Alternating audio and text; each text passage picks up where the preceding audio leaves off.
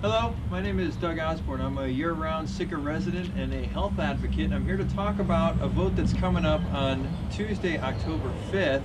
It has to do with the Clean Indoor Air Ordinance, which Sitka voters are going to decide in about a month.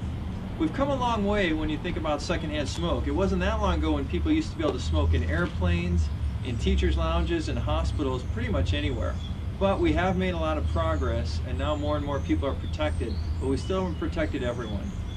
Currently, we do have an ordinance on the books that protects some people, but there are some problems. One is that there's places that are public buildings where people smoke, and in that same building are workers who go in, and because they're connected, they're still experiencing secondhand smoke. They're still exposed.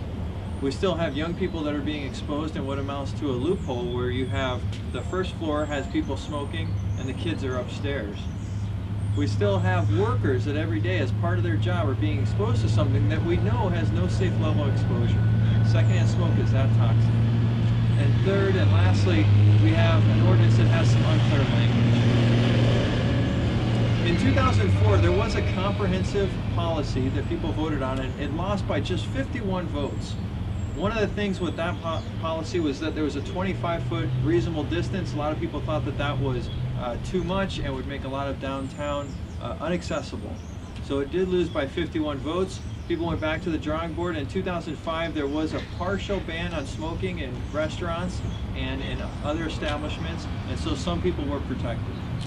So people looked at this ordinance, and a group called Sitkans for Health, along with the Cancer Society Action Network and Center for Law and Public Health, got together, cleaned up the language, and made some amendments that would now protect all workers. And that's what it is that people in Sitka will be able to vote on.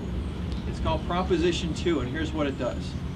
Proposition 2 protects all workers in all places. Proposition 2 clears up some of the language by setting a 10-foot reasonable distance. I measured out 10 feet, and it's about from me to the bicycle here, and you can see that the expectation would be that if somebody was to smoke in front of a public place, that it at least step 10 feet to the side so that people could get in and out of that public place without going through a cloud of somebody else's secondhand smoke. Some of the other things that it does is it just clarifies this language and creates an even playing field. It is a comprehensive ordinance, and you can read about it by going to the city's website at www.cityofsitka.com. So, why pass Prop 2? Why is the Sitkans for Health group doing this? One is that there's no safe level of exposure. Any amount of secondhand smoke is toxic for humans. Two is that policy works. Policies like this protect the greatest number of people and do the greatest good in terms of protecting them from secondhand smoke. Also, as I mentioned, it creates an even playing field. As it stands right now, some businesses have one set of rules, some have another. What this does is it creates a universal policy that says every worker deserves smoke-free air, and every worker gets that in their workplace. So, some of the other benefits and some of the other reasons why people may vote yes for Prop 2 is that it has significant health benefits.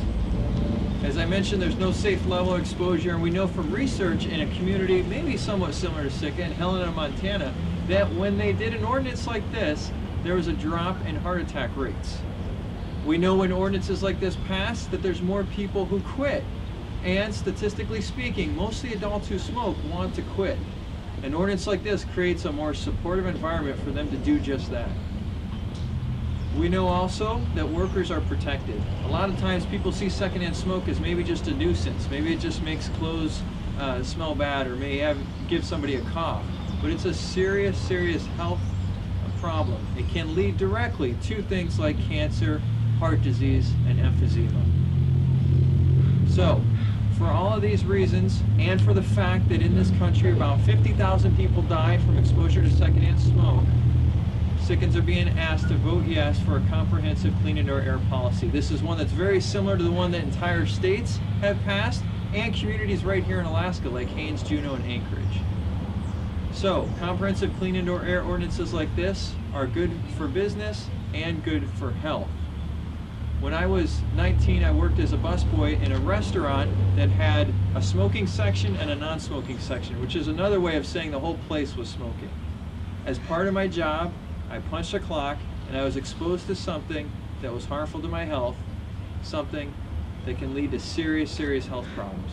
And I hope that no worker in Sitka, no worker anywhere, has to be exposed to something that we know is toxic as part of their job. So, for these reasons, I think that now is the time to protect all workers. Now is the time to make Sitka an even healthier place to live. Now is the time to pass Proposition 2. Thank you.